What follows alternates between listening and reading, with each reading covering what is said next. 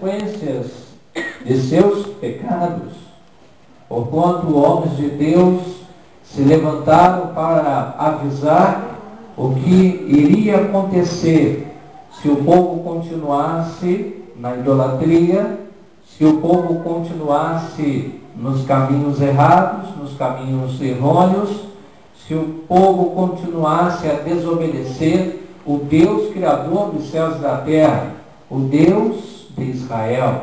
Em consequência disso, eles foram parados no cativeiro, eles foram aprisionados, eles foram feitos escravos. Mas Deus levanta este homem chamado Isaías, que além de trazer este conforto para o povo de Israel, ele também prega sobre o Messias prometido. Ele fala acerca de Jesus, como ele viria, aonde ele